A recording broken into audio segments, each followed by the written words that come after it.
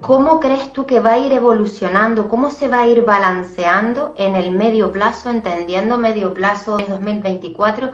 Y si me apuras 2026, porque parece que puede ser un año bastante luminoso. Va a depender mucho de cada uno, porque vamos a ver muchos flujos muy distintos.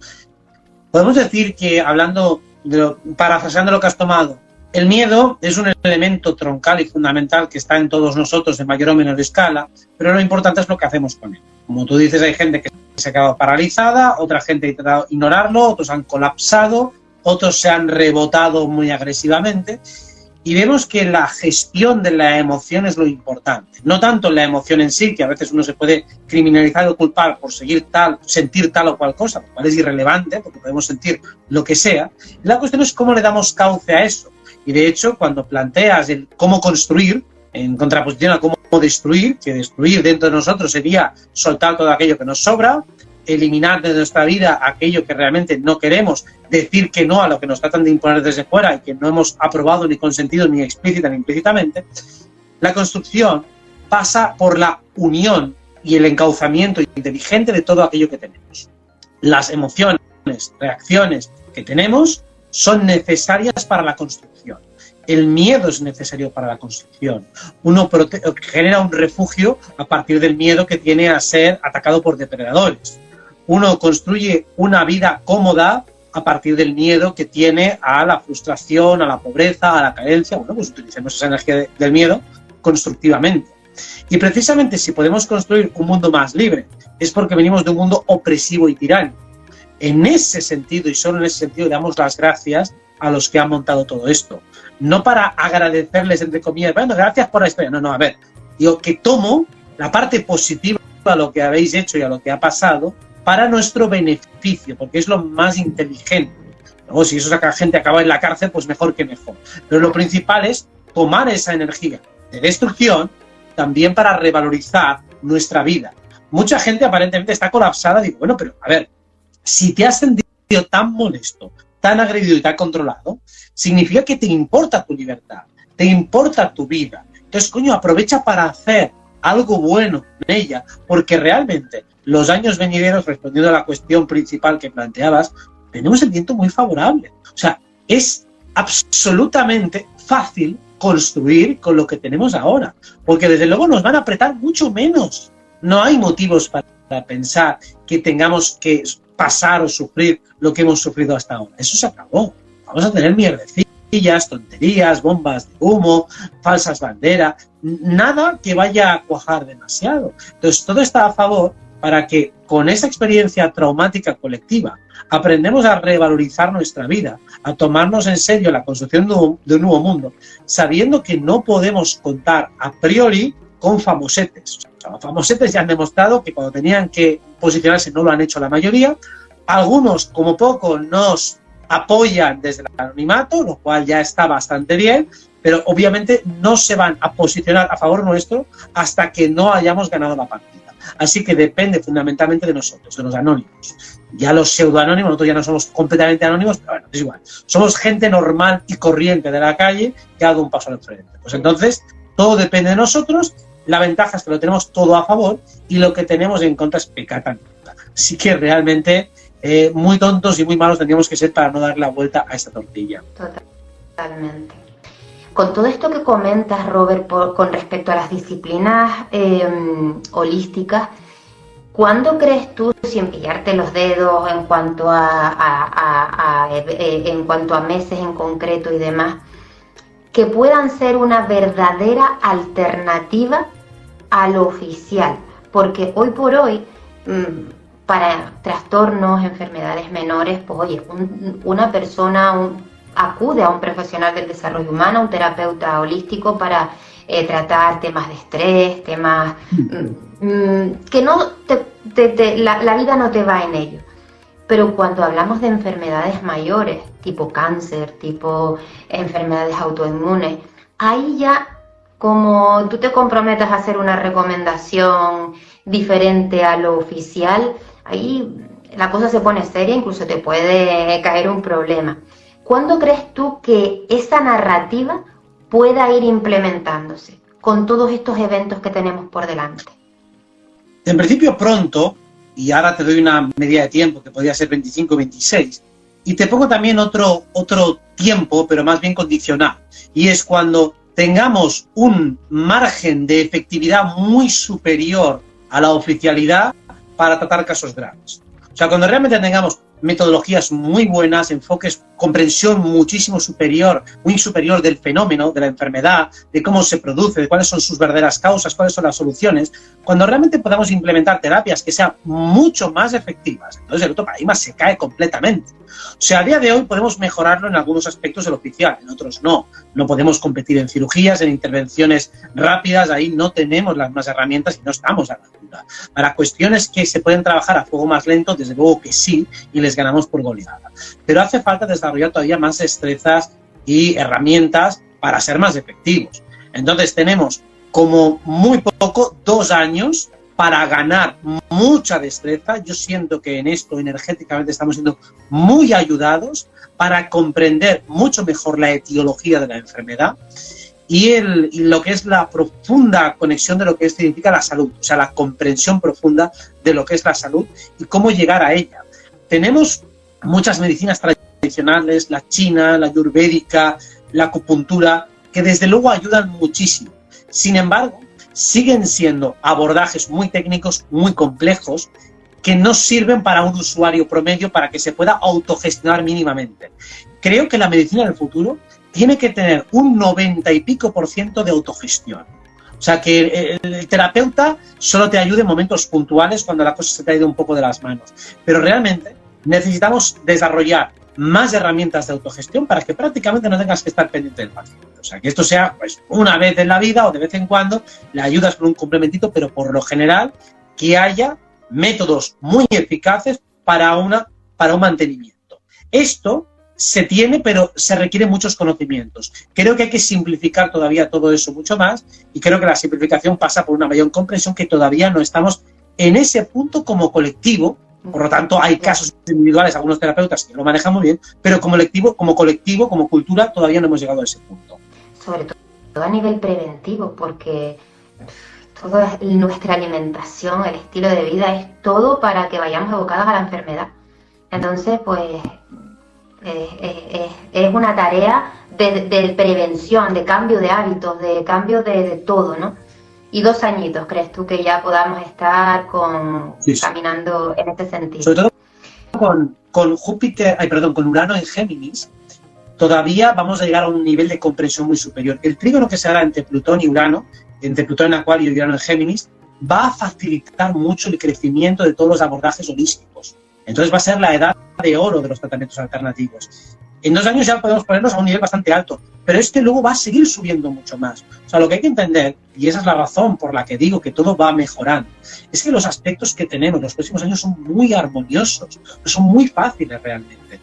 Y vamos a tener tantas herramientas, tantas facilidades. Bueno, yo de hecho ya las noto que las tenemos. Un nivel de facilidad brutal. O sea, lo comparo con hace 5 años y no hay nada que, ni punto de comparación. Entonces tenemos que ser muy lerdos para no aprovecharlos, la verdad. Ya, pues sí.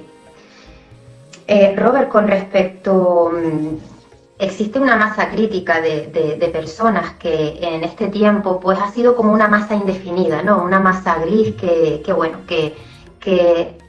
tomaban decisiones en función básicamente de lo oficial, pero lo que hacía la mayoría, si iban para la derecha, pues vamos todos a la derecha, si hay que irse para la izquierda, pues vamos todos para la izquierda. Nosotros que estamos, digamos, en primera línea, ¿no? de sostén, por decirlo de alguna forma, de acompañamiento. ¿Qué tips nos podrías dar a las personas que estamos en este servicio de acompañar a todas estas personas que son conocidos y los tenemos y sabemos que han tomado sus decisiones y sabemos que lo que viene puede no ser tan fácil? ¿Cómo podemos acompañarlos? ¿Qué tips les podemos dar llegado ese momento para que se aligere un poquitito ese proceso? Bueno, si algo ha enseñado estos últimos 3 años es, primero, ponernos un marco, un encuadre social de incertidumbre, que cualquier cosa puede pasar, con lo cual aprovecha bien el tiempo. Hemos visto muchos fallecimientos en los últimos años, gente que aparentemente parecía saludable que caía de un momento para otro. Entonces, aunque sea una consigna rápida, es aprovecha bien tu vida.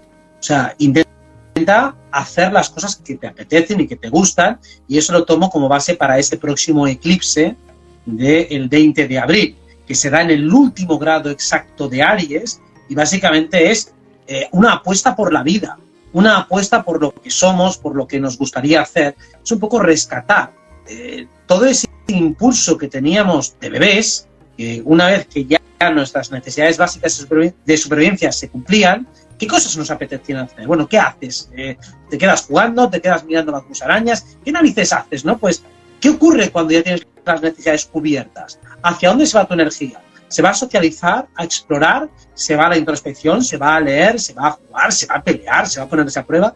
¿Qué haces? ¿Para qué has venido? En lugar de buscar el ¿para qué has venido? En una sesión de registros acásicos, que puede estar bien para que te lo digan, escúchate, ¿qué te apetece? El a qué has venido es una proyección más grande y más abstracta de lo que te apetece, de tu deseo original. Pues conecta con eso. Y sobre todo, ese a qué has venido puede ser en un momento presente. Bueno, pues ahora quiero esto, luego quiero lo otro, y luego mirando hacia atrás tal vez encuentres un patrón de repetición o encuentres una estructura más grande. Pero primero conecta con eso. Entonces habría que conectar cada uno de ellos, cada uno de nosotros, con aquello que nos mueve y transmitir ese mensaje. Y la mejor manera de transmitirlo es haciéndolo tú. Que se te note que tú estás enchufado a la vida, que tienes ganas de hacer cosas. Incluso por expresarlo de una forma un poco paradójica, vive como si fueras a vivir mañana, pero gestiona tu cuerpo y tu vida como si fueras a vivir 100 años. Por poner un poco la paradoja. ¿No? Decir, bueno, pues piensa a una escala muy grande y exprime el momento como si fuera el último. Si consigues mantener esa aparente paradoja, vas a funcionar muy bien.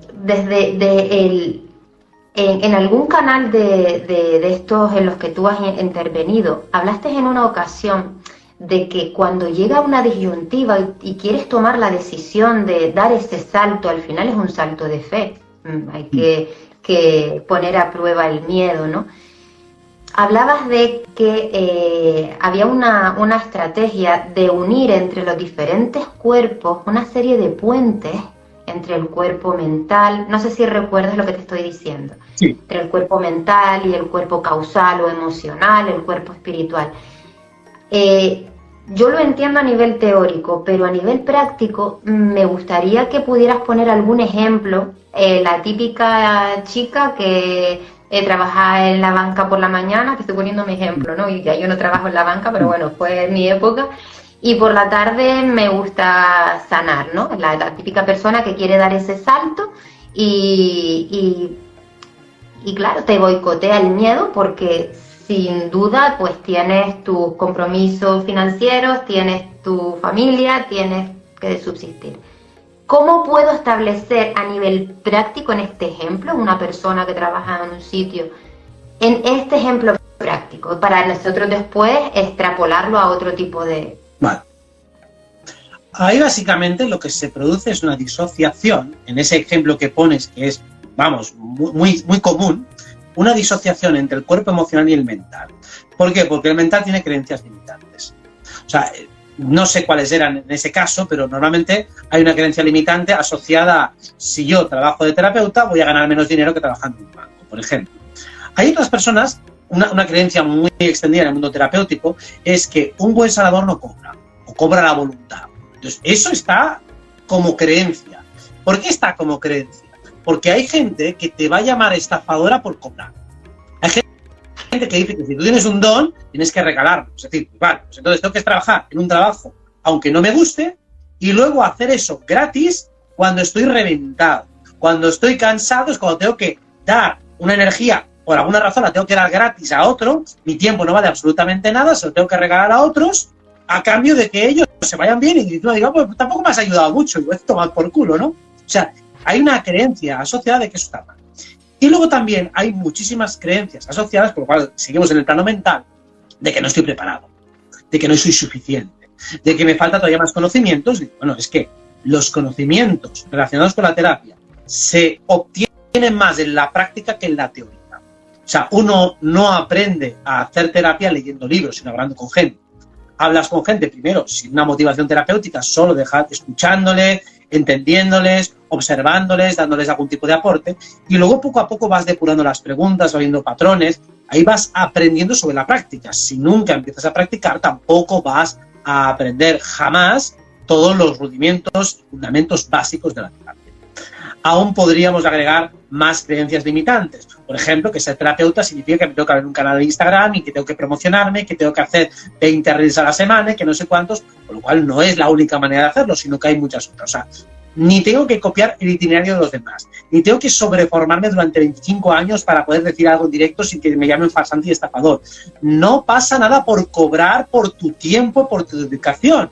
Hay gente que piensa que cobrarle a alguien está mal, con lo cual si tienes creencias asociadas al dinero, etcétera, etcétera. Y luego que también que puedes tener una inseguridad básica de si nunca te has enfrentado a eso, puedes pensar que a lo mejor no vales. Pues hasta que no lo pruebas, aunque sea una pequeña escala informal, tampoco lo vas a saber. Aparte de que luego tampoco sé si sabré gestionar un negocio, etcétera, etcétera. O sea que básicamente el quilombo será en el cuerpo mental, por todas las ideas preconcebidas, prejuicios que tengo, que impiden que haya una auténtica sintonización entre el emocional, es de yo quiero hacer esto, pero tengo tanta bruma en la mente que mi cuerpo emocional lo que registra es miedo, pavor, incertidumbre, bloqueo, colapso, solo porque a nivel mental hay un desorden tremendo.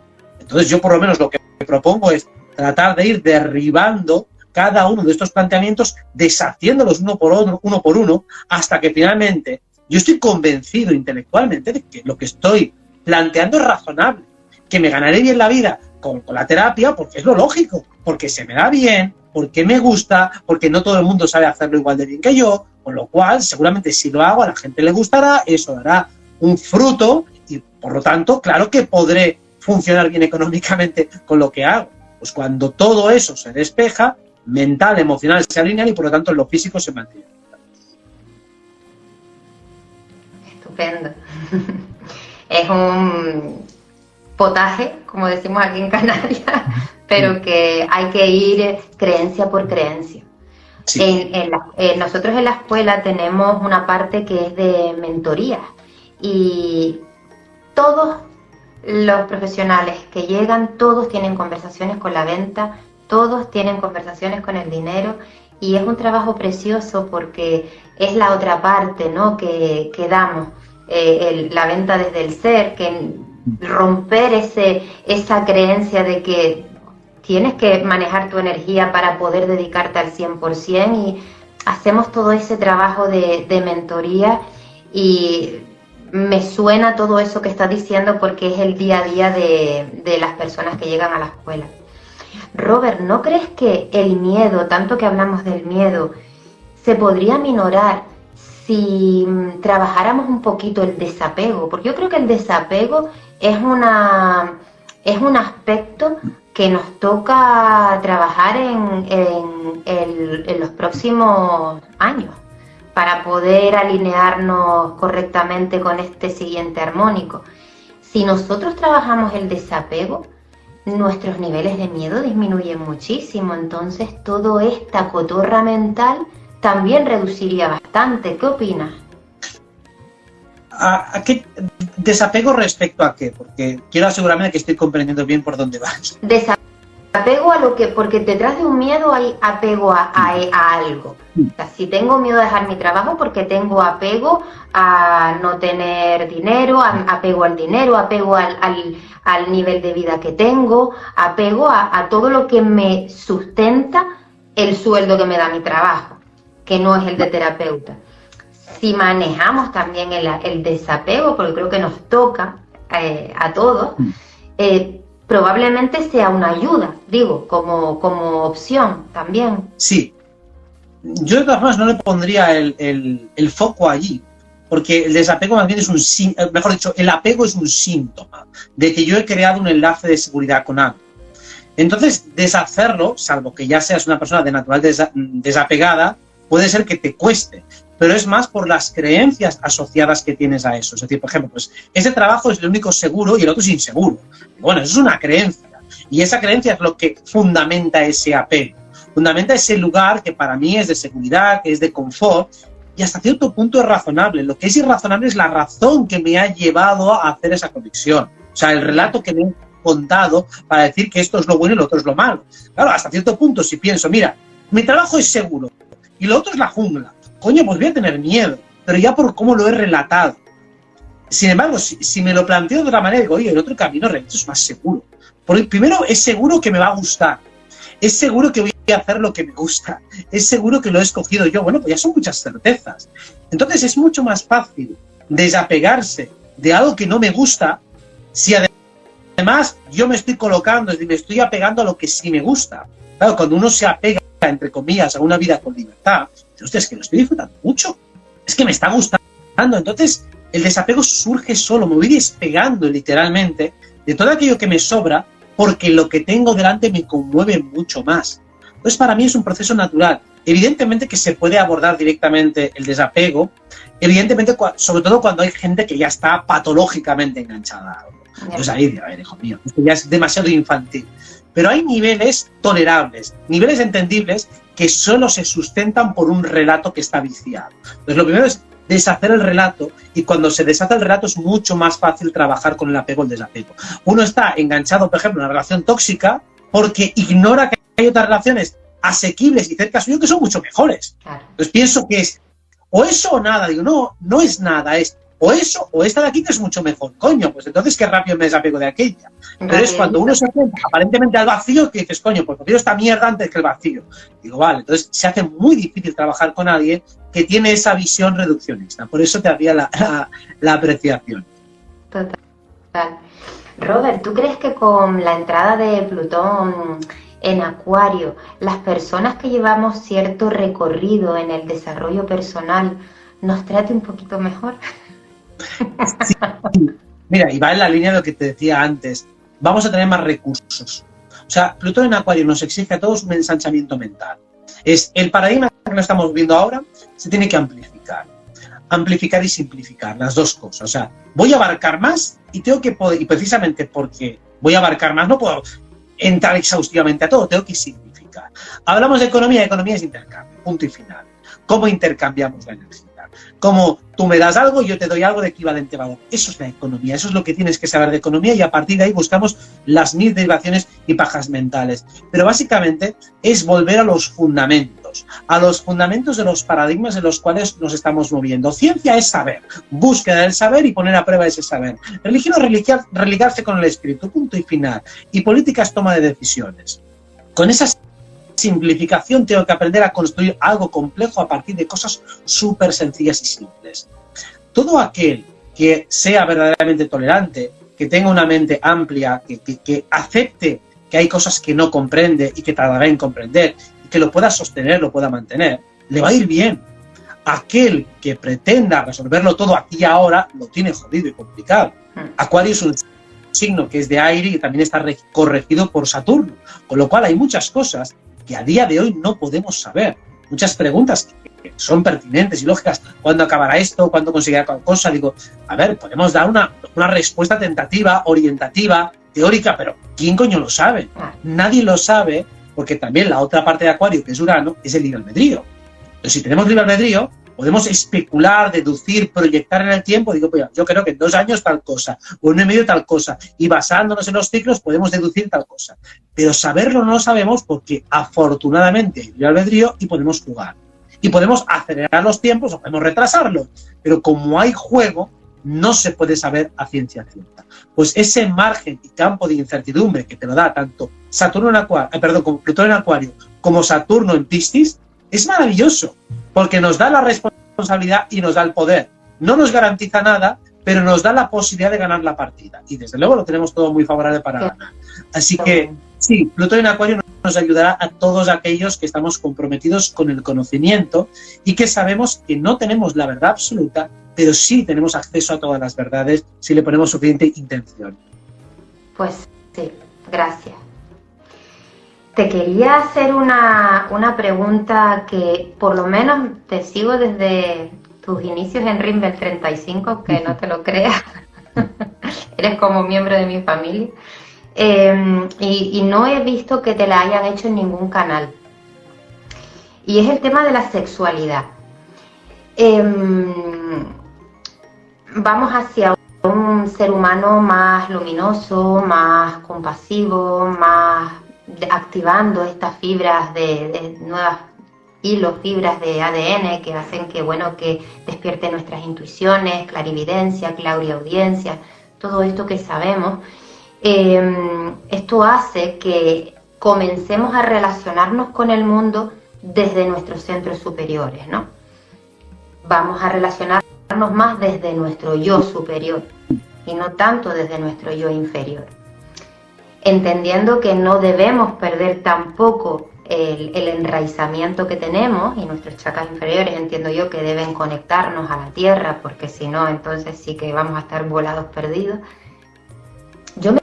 Y junto, este planteamiento junto a todo este movimiento tántrico que se ha hecho tan viral en las redes, para mí, por lo que he escuchado y por lo que me he formado, es bastante bueno, maravilloso, por todas las cositas que se pueden implementar desde ahí. ¿Cómo atisbamos la sexualidad del ser humano evolucionado o ascendido? Porque nos podemos hacer una idea cómo puede ser la sanidad, o sea, las terapias, ¿no?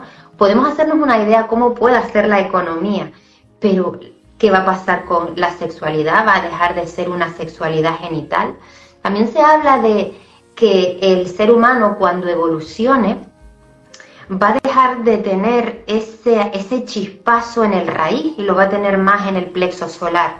Entonces, ya ahí parece que la Kundalini no va a salir desde el número 1. Parece que las relaciones sexuales genitales, tal como las conocemos, no van a formar parte de ese repertorio de comportamiento sexual del ser humano al que vamos. No sé si alguna vez te lo has planteado, si lo has pensado en alguna ocasión, pero a mí me pasan esas ideas, cómo va a ser la sexualidad de la nueva, del siguiente nivel. ¿Qué opinas? Bien, a ver, todos los niveles, cuando hablamos de ascender, hablamos de conectar puntos. Para mí no tiene sentido desconectar la sexualidad o eliminarla como algo sucio. Lo único que hace es sublimarse. Y sublimarse significa que los chakras raíces se conectan con los superiores. De hecho, de una manera muy sencilla, sexo con amor. O sexo con amor o no sexo. O sea, para que haya sexo tiene que haber amor. Tiene que haber una conexión que va más allá de la mera pulsión instintiva. Para que sea funcional y para que, en ese sentido, en la nueva era, por así decirlo, genere un auténtico placer. El otro, el sexo simplemente, pues, carnal, porque sí, será insuficiente. Que de hecho ya pasa, muchas personas que viven una promiscuidad dicen, es que las relaciones sexuales me dejan vacías, he estado con no sé cuánto y me dejo vacío. No, claro, porque realmente no estás conectando a nivel de corazón. O sea, básicamente lo que busca el Tantra es subir la energía sexual al corazón. Pues básicamente es eso. No creo que sea algo nuevo o diferente. Simplemente estamos subiendo el listón. Que ya no valga simplemente una relación en la que no hay unas emociones poderosas, conectadas o involucradas. Normalmente podemos decir una relación sexual vacía.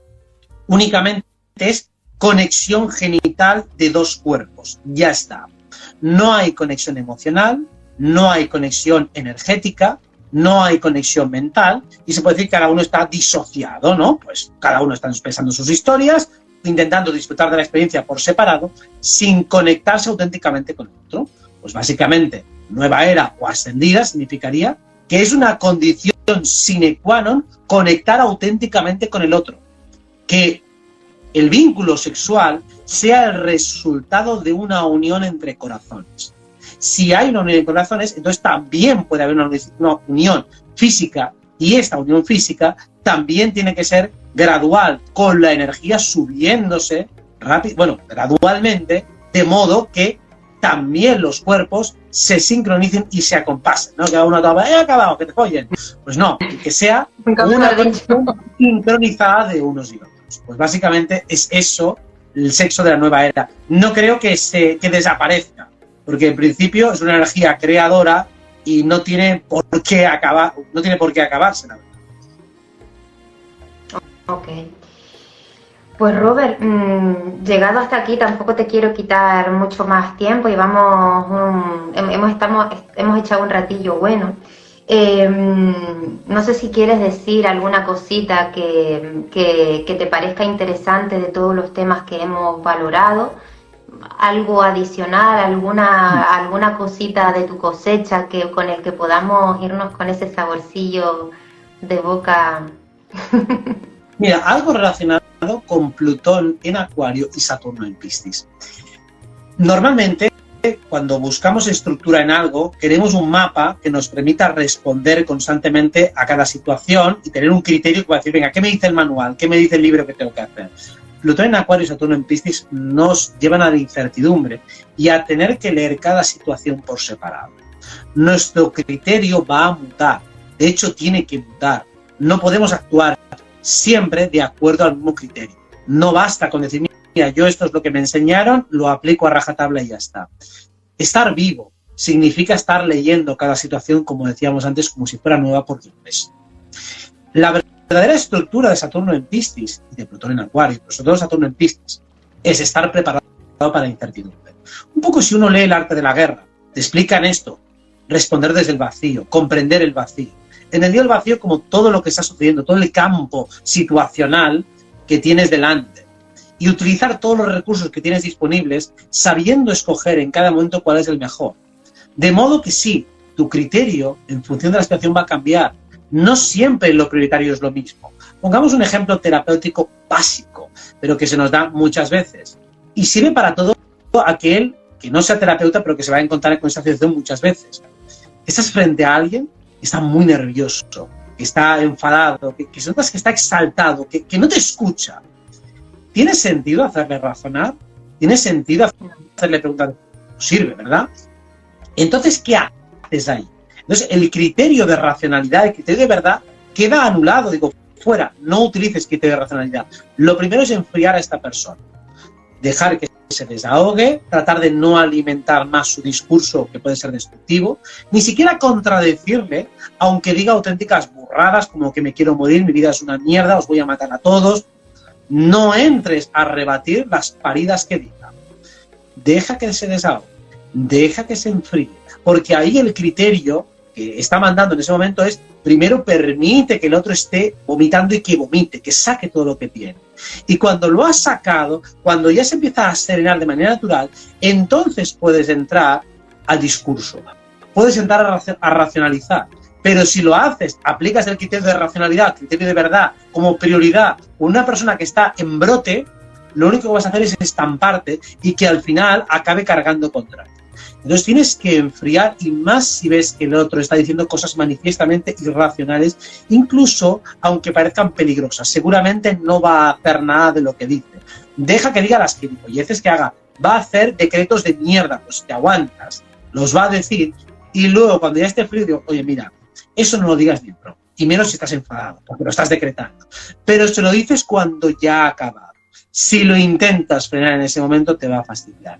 Pues Saturno en Piscis, Plutón en Acuario nos enseña esto, a saber leer la situación, a saber que nuestro libro de estilo tiene que estar en permanente adaptación en función de lo que está pasando. No podemos ir con una idea preconcebida de lo que hay que hacer en cada situación con nuestro manual de bombero. No, hijo mío, el bombero tiene que improvisar, el policía tiene que improvisar, y nuestro libro de estilo está en actualización permanente. Muchas gracias. Interesante. Está bien para tomarlo de referencia para cuando lleguen esas situaciones, que espero que no lleguen. No, pero creo que llegará porque precisamente si algo trae Plutón en Acuario y Saturno en Piscis es que la gente entre en exaltación muy rápido.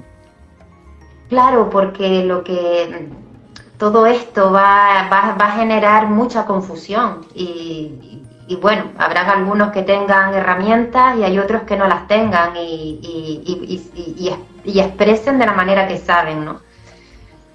Robert, no te quiero quitar más tiempo. Gracias por este ratito, de verdad, de corazón. Espero a final de año, alguna cosita, volver otra vez a conectar si hay alguna cosita interesante.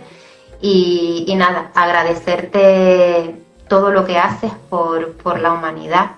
Y de verdad, de corazón, te deseo que todo lo que haces por la humanidad se te devuelva a multiplicar. Muchísimas gracias Noelia, y gracias a ti, que tengas eso, mucho éxito en tu escuela, que te lo has ganado. Muchas gracias, Robert. Gracias, mi niño. Y hasta ahora. Gracias. Gracias. Chao.